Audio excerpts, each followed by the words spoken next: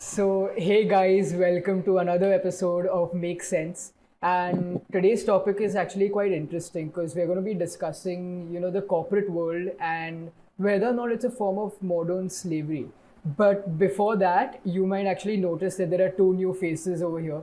Jezza, why don't you introduce them? Yeah, yeah. Like Rahul said, we have two new faces with us. Two great conversationalists, two great thinkers. We've got Tanishta on board, and we've got Dhairya as well. Uh, What's up, guys? you'll- So, coming to the topic, when we said we're going to be talking about, corporate world and all. So, Dhairya, you want to introduce us to what the topic is today? You want to go ahead with that? Oh yeah, so the topic is corporate jobs, a form of modern slavery. And when we say modern slavery, we aren't making a statement. We're sort of analyzing what we feel about the same. So like a couple of days ago, a couple of weeks ago, in fact, I was on YouTube and in the trending section, I saw this video called Seven Signs You Become a Corporate Slave. And at the same time, I was reading this book called How to Escape the 9 to 5 and Join the New Rich. So after seeing that video and, after reading the book, I sort of started reflecting and, I could obviously relate to everything they said. And then I thought that these things happened around us, yet no one really talks about it. So that's essentially what the four of us want to do. We want to dissect it and sort of get our individualistic perspective of what we feel about the same. cool. Um, I think we can just go and we can just start with the fact that do you all agree, firstly, that uh, the corporate world can be called modern day slavery? So I have strong reason to believe it assimilates itself in some of the facts that we see in contemporary slavery or modern slavery. So to add on to what Jethro first said, first we need to understand what contemporary slavery really is. So contemporary slavery is essentially it's institutional slavery that continues to occur in present day society, and it's obviously it's very goes without saying it's very different from the kind of slavery that used to take place in the 1800s. See, we all know Abraham Lincoln abolished slavery in the 1860s, but we aren't talking about that today. We are talking about contemporary slavery. So in essence, contemporary slavery is not exactly a human rights violation. In no way is, working in a corporate job or a corporate sector human rights violation. But what I feel is there's a heavy level of exploitation and it is definitely an economic crime. So that's why, it assimilates itself into the whole realm of contemporary slavery. So, So Dhairya, basically, can to you kind of like put give us it, some examples of what contemporary slavery is? Because I'm kind of thoda, clueless about what do you mean exactly by contemporary slavery. Any example? Yes. So essentially, when we talk about something like contemporary slavery, we are generally looking towards things like sex workers, trafficking, things of that sort. But in from a ethical aspect, essentially what we are talking about is institutional contemporary slavery, which is slavery that takes place at the workplace and where there is a level of exploitation and it's subconsciously happening around us, but no one really talks about it. See, there's no official definition, so that's what I feel it so is. basically, you're saying it's slavery but disguised with sweet layers of sugar. Right, that's exactly what I'm saying. Slavery packaged and provided to you as the good life. Yeah, But बेटा Google में नौकरी मिल गई. That. yeah, I mean, like you had posed the question before this was, do we agree that this is a form of slavery? Right, right. And I think, in my opinion, there are multiple ways of looking at this. There's one way where you can say and you can just outright define it logically, saying that no, this is not slavery because you signed a contract by your own will, and Right, right. you're essentially giving yourself to this company, so you might as well do it because they're paying you for it. Then there would be another perspective where people would say that okay, you're overworked, your boss is really shit, you're supposed to do a lot of things, and you don't have a lot of recourse to get out of it in case it's really bad. So I mean, I'm curious to know what all of you think. So like anyone who wants to go, because I'm kind of on the fence over here. I'm in the gray area. Mm. Yeah, I Yes. mean, I would agree to that because like there's a very thin line between it being qualifying as a slavery and it not being qualified as a slavery. Like at the end of the day, you always need someone to control every person in an organization, like to control to see it's working properly and efficiently and to know like this person needs to contact or network with this person to get the work done. But again, at the same time, it will cross the border and be termed as slavery when one does not respect the other one's life or time. Like you can't, the moment the boss or the employer starts emailing or engaging the person on a weekend when it's their right to be off work hours, that time if someone starts disturbing them or giving them official work, I think that's when it leads to slavery. And that time you are actually bound to do it because it's under your job contract. And if you don't do it, you have more chances of getting fired. Right, right. So Yeah. I think it depends on situations and it's a very thin line which will actually uh, promote it or like make it a slavery thing and the part which I believe it's not direct slavery because uh, in when we say that, it also means that someone is being forced to enter that space, like Rahul said. Here, it's more like it's societal beliefs and societal just how it exists in a society that you need to get a good job, you need to settle down. So people think it's a part of a process, right? Like we say, okay, what do you do after finishing your education? Achhi naukri le lo, settle down ho jao. That's one big aspect that people talk about. But I think it's basically you're giving someone candy. He thinks it's going to be fun and joy. It's going to be something that's going to make his life settle down, but it's actually just poison. And that's actually something that we fail to look into directly when we say it's slavery and blame it directly on the organization. At the same time, I believe that it's unfair to generalize this concept and say all Yeah, companies have Agreed. like employees in all companies have to face this modern day slavery because companies like Google, all FANG companies, especially the tech companies in America, these companies, the employees give fabulous reviews because the amount of liberty they get in enjoying their work and the flair it brings in their work is phenomenal. And we would definitely aspire to have companies like that I guess that would depend everywhere. on the company philosophy and how they want to go about Agreed. with work. Okay, so I'll tell you what my concern is. So in slavery in general, the major byproduct of slavery in the 1800s was poverty. But when we talk about something like contemporary slavery, it is a byproduct of the way corporate mechanism is embedded in society, and it's a byproduct Agreed. of greed. Plus survival. After a point of time, you have to earn money. Yeah, yeah. So you right. also have to take it up because you want to earn money. It's as simple as you have, Especially in a labor surplus country like India, yeah. this becomes more You're concern. technically not getting scammed or you're not getting you're not going through torture or something. Yeah, like you're going to torture, but Apart from it's that, not I think illegal like compared to how a sex worker would do it. Like in villages they tell parents that you're taking your daughter, take some money and all of that. That's not the case here. Here it's just after a point of time you have to just suck it up and tell yourself this is how life works. I have to feed myself, I have to pay the bills, and I have to get these things done for it. I think there's another aspect to survival, which is not just your personal survival, but also your lifestyle and the facilities you enjoy by the government or by any private sector accesses.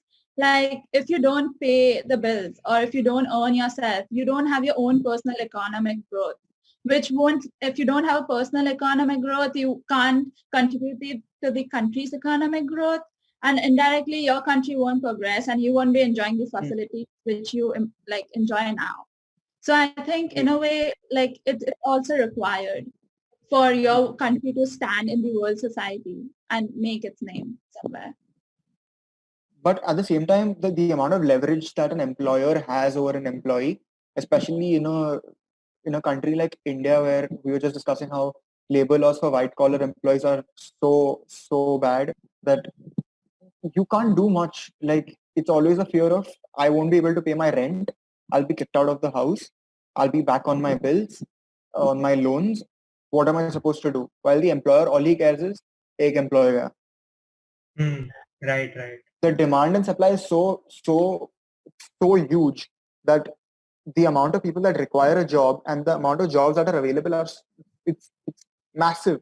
So you really can't And also leverage anything. it has something to do with what the economic situation in the country is as well. Right now in COVID-19, what is happening is companies have to lay off people because they have no revenue. They have no revenue streams, so they have to cut costs. They have to downsize and chuck out some employees. And then whoever's left in that place, whoever are the employees that haven't been laid off, have to then work in and fill in for those who have been laid off. But that's like a corporate's, cheap way of getting labor done and saving costs at the same time, where you have those employees who are still sustaining their jobs, having to work really long hours and fill in for those who have been laid off. And the other thing is the fear of them being laid off because they've already seen the trauma that, okay, so many thousand people just got laid off. Maybe Yeah. I'm next, so I'd rather just put my head down and work. And it becomes even more relevant in today's times because yeah, in a nation again of 1.4 billion people in a labor surplus developing country, if things like this happen and they aren't taken in control, then it can be problematic for in the future itself. And even this book that I'm reading now, so these are facts, by the way. It was written that in a typical CEO of a corporate firm makes about 297 times that of an average employee salary, whereas in the 90s that was just 30 times. So this is another testament to the fact that things like this are gradually on the rise. And I think as liberal thinking individuals of society, and I say this very carefully, it is us that have to think and analyze about things like these. I mean, I think there's also one more aspect of like a growth and the gap which Jethro was talking about. Like it is a background aspect though, like a more a qualification of a person is based on their education and degrees, the more highly they are paid and the more higher post they secure and the lesser chances they have to lose their jobs.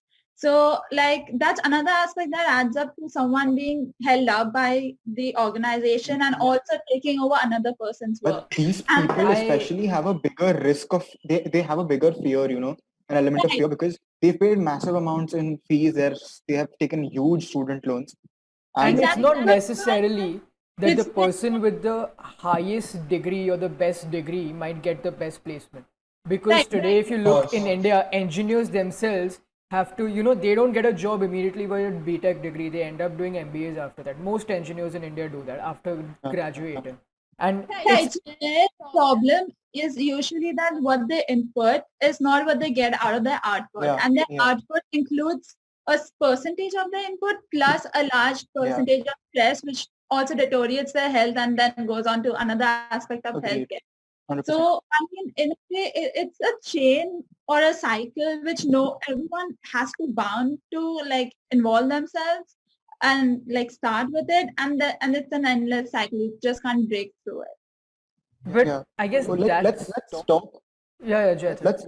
Let's talk more about what exactly happens. In what ways is the employer exploiting, manipulating, or torturing the employee? And where do you think comes the line where you say this is this is authority, and this is, after a point of time, it's just bullying, or is just you just taking your just exploiting your power? I mean, there are two ways to look at this question because you I can mean, I don't completely agree with that. There's always a misuse of power. What from So I'm the saying, way I'm where do we thinking, draw the line? Like, because where do we? there's two ways to look at this question actually. There's one from the employee's perspective that I'm being overworked and all, and then there's one from the manager's perspective where the manager himself has a job to do Yeah. a CEO himself has his obligation to the shareholders of the company and the stakeholders. So we have to look So at my question being is something like my boss giving me work after office hours, uh, called exploitation or called modern day slavery, is something like my boss taking away my laptop and expecting me to work just so that I resign, and he can't fire and he doesn't have to fire me, is something like he telling me to come on the weekend and work. Modern day slavery when I have a day off on Saturday and Sunday. I mean, if you were lagging, then it would be justified, but him taking your laptop and all is in no way justified. No, because that happens in companies. Yeah, Like they unless take you're away. given a work laptop. Yeah, work laptop only, not your personal laptop, your work laptop only. Because these things such a fine line, right? Like my boss can just expect me to be more involved I in the mean, work I we are think doing as him a calling team. you to come in an extra day is obviously justified. We don't live in a perfect world. Sometimes things go out of proportion. So, if there's extra work piled up or something and he's calling you, that would obviously be a different thing. But him taking something from you out of spite or something like that would, of course, amount to No, not a contemporary personal thing. Something slavery. that he's making a work environment shit. He shifts you to a desk that is Yeah. much smaller. All of that. So Like that's you have more resistance towards you, yeah. so you are not able to Basically a hostile work environment. Basically takes away your cabin or something of that sort and makes you sit in a cubicle. So it decreases your level of respect in the organization. Right. So I think that also depends on what an organization, like the type of person an organization hires as a CEO. Like there are many CEO who are actually who have the leadership quality that will not only see their own growth but also facilitate their group members and team members' growth. But at the same time, there's some who are just like, if a person is not working 12 hours a day, even though their office hours is 9 to 5, which is not 12 hours, even so for them, it's like if a person is not working 12 hours or overtime, they're not doing their job. They're probably just skipping something or bunking and like not getting the work done at all. yeah. I think that comes to the type of leader, right? The one who's completely taskmaster, country club leader, all of that. Yeah, but I strongly believe that like senior or employers in the form of someone who doesn't own the company or who's not a direct stakeholder in the company is someone who cannot think about collective growth because he has no incentive in seeing others grow along with him, I believe. For example, someone who owns the company, Mukesh Ambani, along with his own growth, would want his employers and his employees' growth. But Mukesh Ambani's plus, like the 7 under him or the 10 under him, and the ones under them again, because it's a huge chain, right? Like bosses, employees, boss. So they wouldn't see collective growth because in the end of the day, they also have to report to someone else. तो वो सोचेगा if that guy is torturing me, मैं क्या करूँ collective growth का मेरे team के साथ. But I think this can't be generalized because see, you might be a manager, you might be say a mid-level manager, and you don't have any incentive, that you don't have money in the company, that you want this company to go and do very well so the shares will go up and I'm going to make money. You might not have that incentive, but you can also be that kind of a person who wants to give the best for his job, in which case you don't need to have a monetary incentive, but it's just by your work culture that you would expect the company to do really well, or you would expect and you try to look for the growth of your employees and the growth of your fellow employees. And I think that also comes into different levels of management. There are different types of leaders. I believe that's a very rare group though of people who do that. But that exists. See, what I would have to say is the corporate world is very ruthless, and corporate houses are no saints. Their only goal is profit eccentric. So obviously none of us are making generalizations, but if we had to make a generalization, I would definitely say that the CEO as well is also very profit eccentric. Because with the corporate world being so ruthless and competitive, it has been embedded into society. Yeah, but you can't have a work culture as well, right? Because these things are reflected so directly in the media that one case of treating an employee badly, your people would not want to join the company's image. Yeah, 100%. And like you've seen it in so many companies, like Zomato recently, Byju's recently, 10,000 employees like put out an article saying that we're not happy with our jobs and all of that, it definitely like affects the work culture. Like you won't be able to like bring in good talent into your company if you don't. I mean, see, as a CEO, you not only as a CEO, your job is to manage the company and make sure that the company runs in profits and not losses. Yeah. But then you also you also know that, say, if you're a publicly trading company, public opinion of your company matters a lot, because the second employees come out against your company saying that, I'm not happy with my shares will crash. Yeah. And that great. means I have failed at my job. So you have to strike a balance. And one point that I wanted to bring was, there are different levels of management, and then there are different types of leaders. You might have a CEO who might be a taskmaster, but you might have someone at a lower level of management who might be a country club leader who does not care about your productivity but wants to care about pleasing the employees. Yeah. And you can't have, not all the leaders at all levels of management run the same leadership style. So it would be, one employee could have a different experience in the company and compared to another, but yes, they could have an overall experience together collectively. It would be something similar, but then depends on who you're reporting to. You would have different But experiences. I would say whoever's at the top of the hierarchy has the most control, because even, see bro, in terms of talking, if you're saying, from what I've understood, say a junior manager compared to a CEO has a very different mindset. But what is happening is the junior manager is already in a rat race competing with other people to be at the top of the hierarchy. So he sort of assimilates himself with whoever's at the top of the hierarchy. And as Jethro said, that influences the whole corporate structure as a whole by that one individual.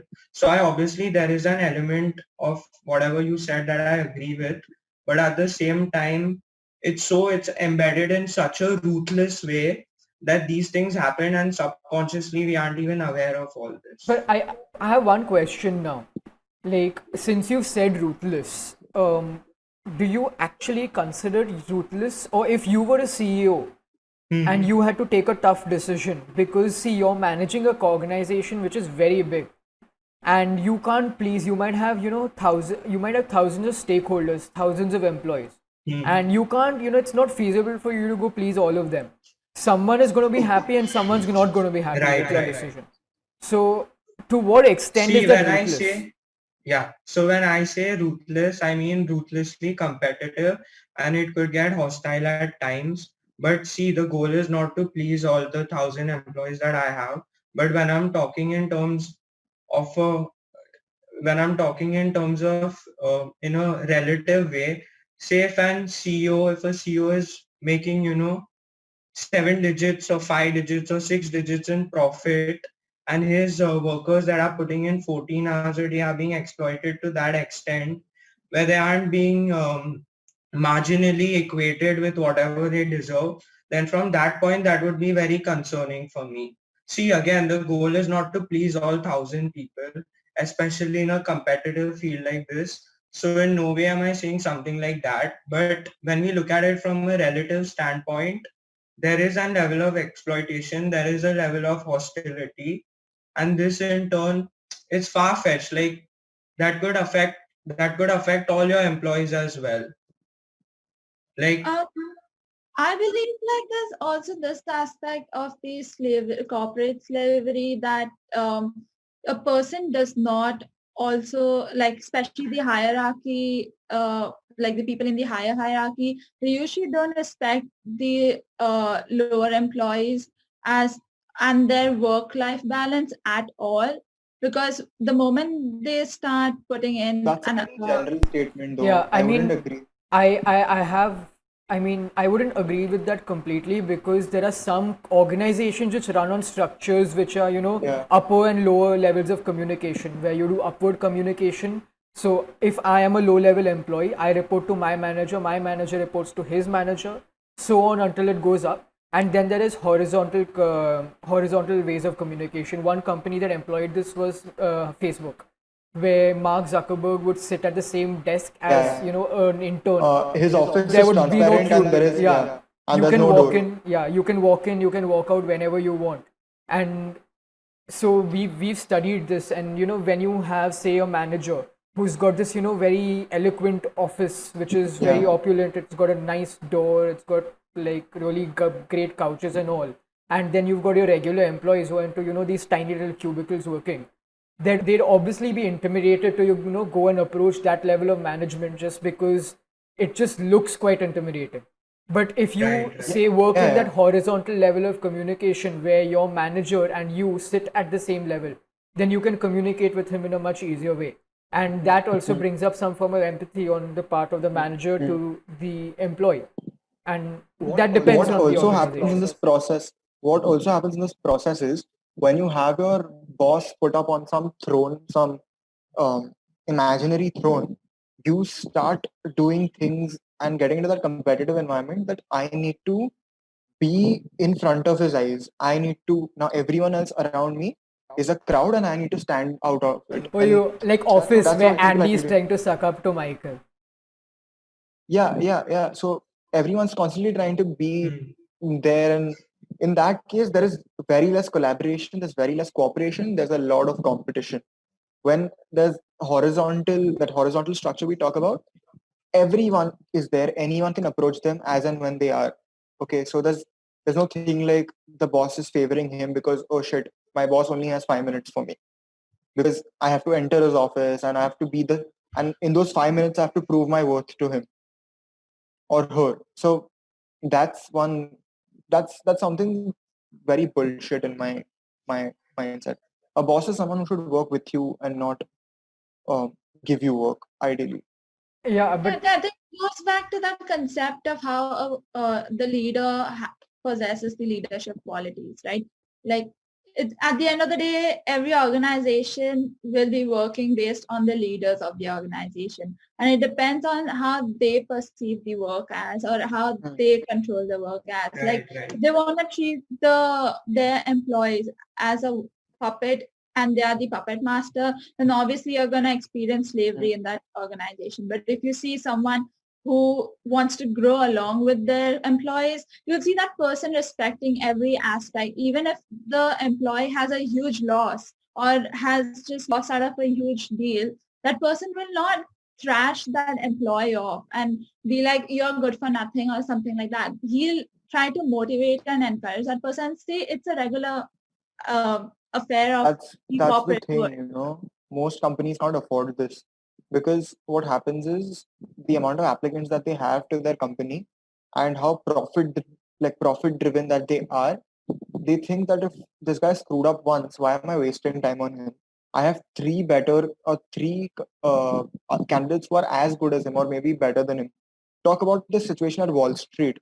Like, their rate of firing and hiring people is, it, it's huge. Like, they get, every day they might be getting 2 Wharton graduates applying to their companies.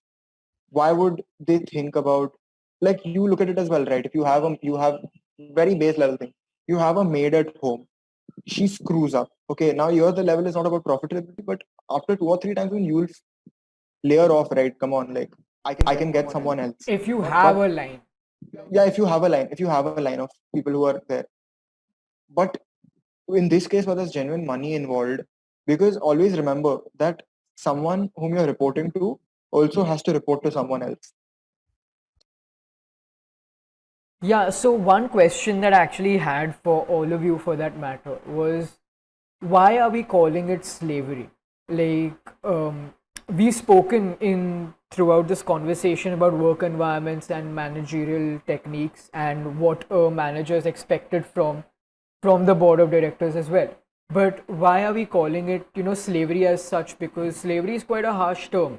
And if you look at how slavery was then, it was where a slave had no rights. If you look at ancient Rome, or even if you look at in other countries as well, say for example the US or even in India, or contemporary slavery, as Dharya said, where people are essentially, dragged into doing certain tasks against their will, and they are paid little to no remuneration for their efforts, or they have no rights. So why are we calling this corporate world a more form of modern day slavery? Like, let's talk about that a bit and maybe probably analyze that. So I mean, like, yeah. it's true that slavery, actual definition of slavery means that you're not getting paid and you don't have human rights. But then if you actually perform that kind of slavery where you're not paying your employees in today's world, not only is your company going to run, even you're going to go into a major lawsuit with huge like losses. So in that case, a corporate slavery, I believe, is something which is somewhat like treating them as servants. But servants also have human rights. But since you're signing the contract, a person almost loses the right to like experience or execute their human rights, or at least the personal rights of like, I don't want to work during this time, or it's my wish and my this thing to do or not. So I think that part just goes Can you off. explain that, like, can you elaborate a little bit on that last part when you say that, I signed a contract and now I don't have human rights? I mean, I didn't get that. It's not exactly like you don't have like complete human rights, but it's something like you can't do things as per I your don't wish. agree with that. I don't agree with that part. It's not a human rights violation in any way. I It's an mean, economic the crime. term may be wrong, like as a human right, but I feel like you don't have the right to say that, okay, I feel I want to do it this way, so I'm going to do it this way. So like you are bound to that organizational rules of how to execute your working hours, how to execute your job also, because some organizations also put a thing like you should go about this kind of contracts only through your senior management. You can't make the deal by yourself. Because I know a couple of people who have it like they are getting like crores of money as a deal, but they can't go forward just because they're in lower management. And that doesn't make sense because it's the person who has tried their best to get to networks and to actually make that deal happen.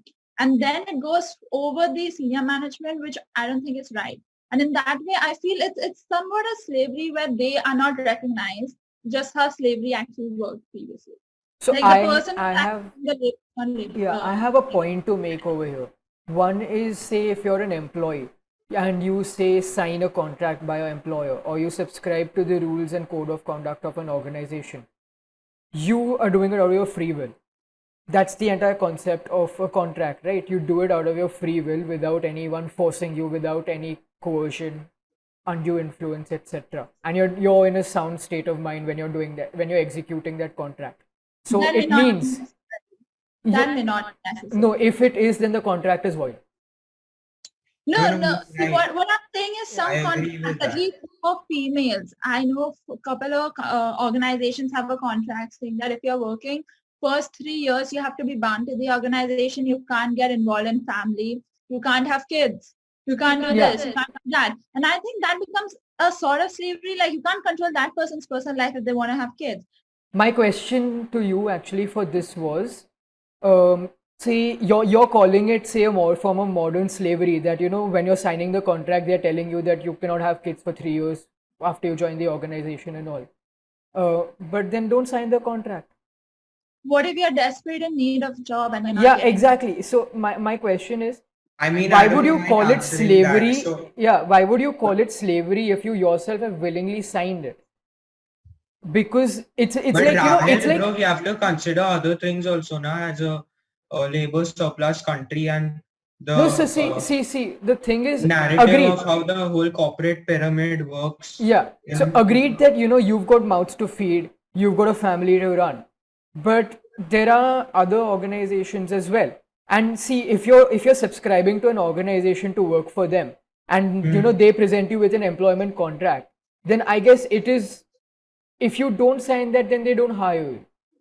And what if you are someone who is the only working person in your family, all right, and the market crashes, you lose your job, you need instant earning. That time a person won't think if they will have to, like, if Basically, they can't times of marry or they can't settle down, when- they will do anything to save the only feeding mouths they have right now.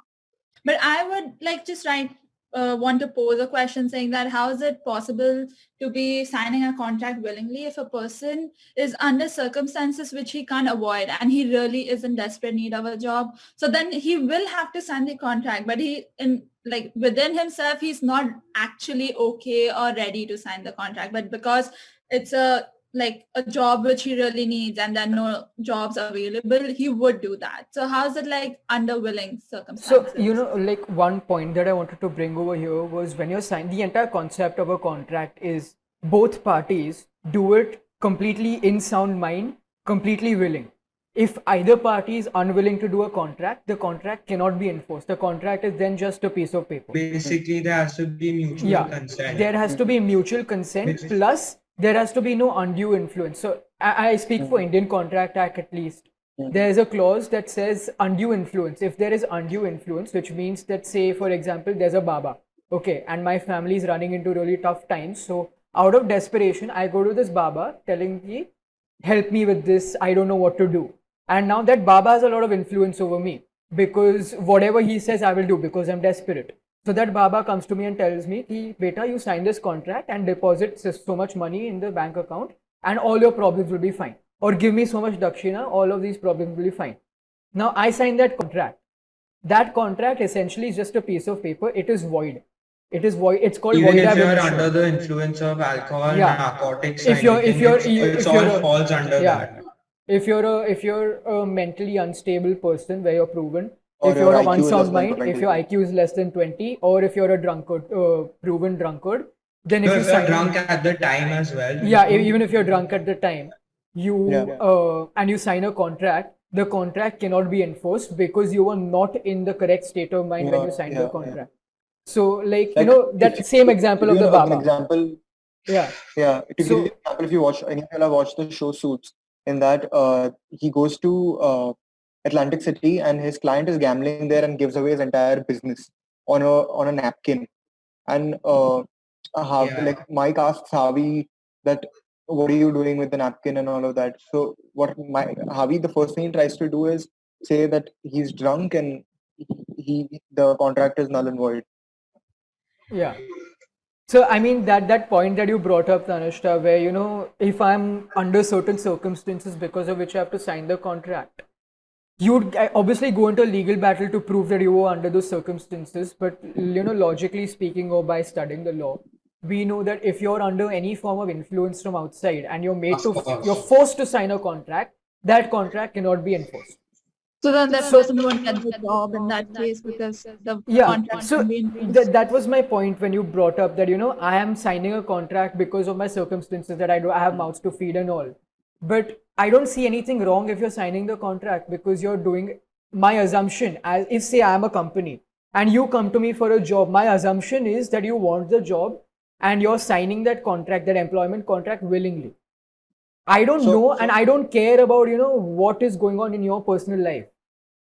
So I think I yeah. have been, like, in my mind, I can summarize this, I feel, about whatever we discussed regarding slavery and all of that, because it's pretty clear. So if you think of us saying, most of the things like the internet revolution, how social media affects our minds, all of this is also called modern day slavery, right? We're slaves to that concept. And all of these things, like if you take the example of industrial revolution, you also have modern day industrial revolution, which is the internet and everything ahead of it, like AI, all of that are also considered modern day revolutions. But I don't agree with that as well. No, let me complete. So the point of everything that's happening in modern day, especially with capitalism, specifically crony capitalism, is the concept of need creation and false demand creation. All of this around you is false demand. And the fact that you have to think in your mind that me having a job, that specific job, me, like when you pass through a huge ass company and say I want a job there, it's need created by these companies itself. And like you know first hand experiences you know in your surroundings where you know you look at society around you saying कि मेरा बेटा यहाँ पर place हो गया, अरे देख मेरी तो Exactly. placement यहाँ पर हो गई, where you know that job has been created Yeah. into you know it's been put on a Exactly. pedestal. Olden day slavery, when we're talking about literal slavery, was physical coercion, literally physical coercion. Today's day slavery is literally emotional and mental manipulation.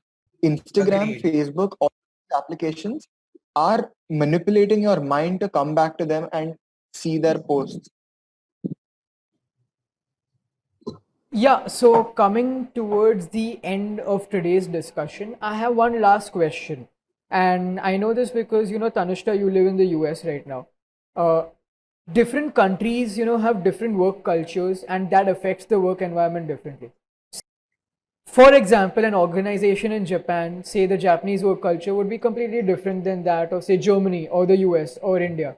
So I think, Tanushta, you want to give some examples from the US because that would really bring in something different. Yeah, I mean, if I say from my experiences, like how I have seen my own father working and how I currently hold two jobs and how I'm working that way. So I feel here in the States, people respect a clear distinction between your work life and your own private life.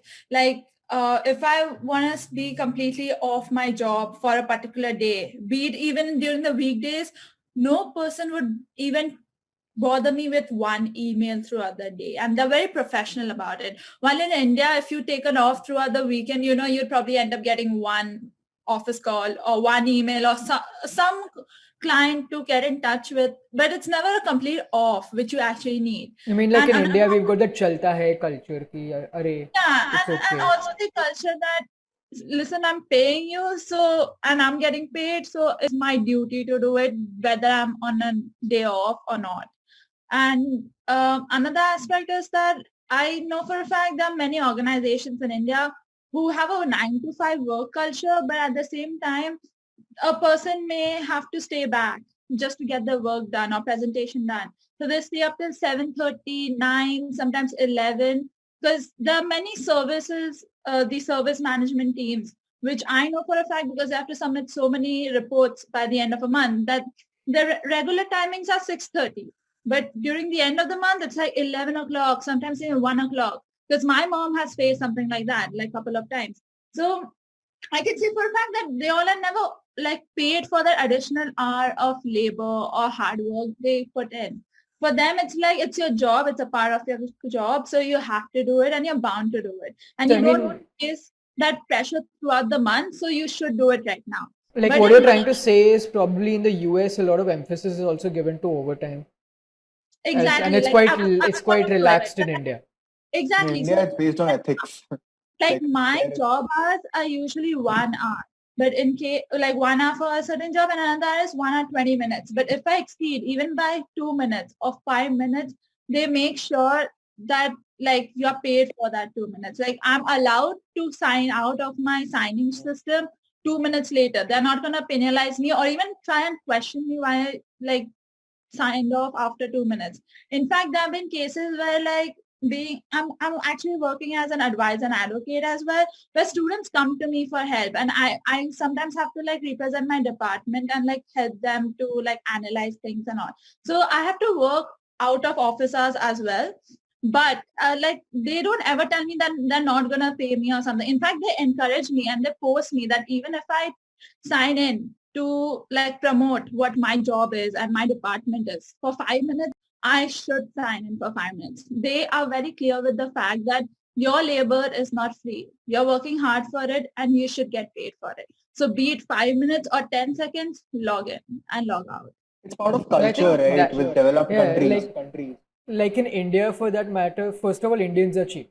Like we try to find a jugaad for everything. Not cheap, We but try to misers. Like misers. yeah, we're misers. We're first of all, India is a very cost sensitive market as such, and we try to find cheaper alternatives Yeah. to everything. Yeah. If you're getting something for free, then you take that instead of paying for it. Yeah. So even for that, I guess that also creeps into your work culture where it's okay to let an employee work a little harder, and if he doesn't ask for overtime, it's okay.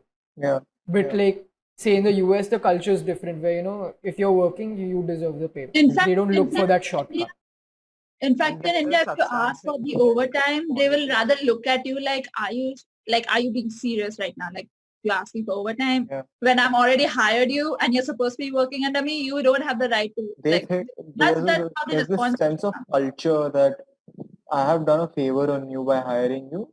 Yeah. If you show you don't behave as Show me your as I loyalty. want you to. No, if you don't behave as I want you to, I always have the option of kicking you out. Employees in India are always working in the fear of getting kicked out, of going out of a job. I think that relates the best. That's the best analogy that I can think of to slavery, where you're considering your employer to be a god, and you're constantly in fear of being kicked out, and your employer is also like, you're my employee, but treats you like a servant. I'm not going to pay overtime. But even around the world, like not in this aspect, but around the world, there's always a culture that you have to suck up to your boss. You have to be in good books, treat him well, all of that. I mean, that's true. If you want a good promotion and want a good paycheck, that's any day true. But that does not make you give up your own private life, which Right. I think Indian work culture to an That's extent, choice. That's choice. But I like think they've created a culture like that you sometimes are mentally just to go up the ladder, you have to do those things. Sometimes people think that's a necessity. Might And not it be in a stands certain true company, as well, I guess. might not be true in the organization according to their culture or according to their beliefs, but people just think that by nature that this is how it's been. It's like like I come from a school of thought where if I am out with family or if I'm doing something which I'm not like our work hours are over, I'm out of work, and if I'm doing something with my friends or family or giving time to my social life and my personal life, I wouldn't mind taking a work call, and I wouldn't mind my boss telling me and making me feel involved in the process of what we're doing collectively. As far as that goal is put in front of me, this is what we're achieving, and I want to be a critical part of achieving that goal. But I think when you say that, it's all when your boss is treating you well. I don't want to get when I'm out with my family, going out and chilling, don't want a work call from my boss saying that, yelling at me and criticizing me, saying, what the hell are you doing? This, that. It's so subjective to if your boss is being nice to you, you'd pick up that call. If your boss is not being nice to you, and if your boss is criticizing you for your work, then you would get pissed off at your boss. I mean, see, it's okay if a boss criticizes you, but I think it also depends on the frequency. Like, if that person is calling you every now and then on like every alternative day just to inform you that you're doing really bad, even though you're putting your 100%, then it's pissing off. But if you have someone who like you did not perform for once or twice, or like occasionally he'll call you and not disturb you So every 3 days to sorry, lower your um, morale. I So think I completely agree with Jethro. So essentially, if you like your boss, you like your job, and say you're out and you get a call, then obviously you're gonna take it because you'll obviously fall in line into everything. If you like your job, your boss I just is want to nice add to one you. point to that. Is it's not just whether you like your boss, you should also like your work. Of course, you like your If you boss and your job as well. But at the end of the day, it's the boss who's calling you, right? So you gotta like him as well. Because, like, Jethro's, I'm just here to answer the first question that Jethro you posed, which was if someone's lazy to do a job and is constantly, bickering about his boss, that, this boss gives me too much work, the workload's really, I'm very stressed. The question is, it's not easy to generalize this because there are Yeah. people who might not want to do or might not want to work in the line of work that they are. Maybe, you want to be an artist, but you ended up working a corporate job. Then obviously you're going to find that mental strain and Yeah. all, and Yeah. you want to get out of that and do what you want. It's very And you subjective. see that a lot. Yeah, you see that a lot of people who drop out and give up big corporate job, big positions to just pursue what they love. Yeah. Like I said, like I'm not saying that corporates are saints. They're not. Okay, they will find ways to maximize their profit, and that includes them exploiting you to some point of time or not. Okay, so guys, I think we've come towards the end of today's episode, and we've discussed a lot about the corporate culture, about how it could relate to modern day slavery, the different forms of leadership, and all. And I guess if you guys enjoyed this episode, then go hit the like button, go subscribe. Make sure to press the bell icon so that you're notified about when our new videos come. And share it with your friends if you enjoy watching this, and keep watching Make Sense. Say bye, guys. Peace.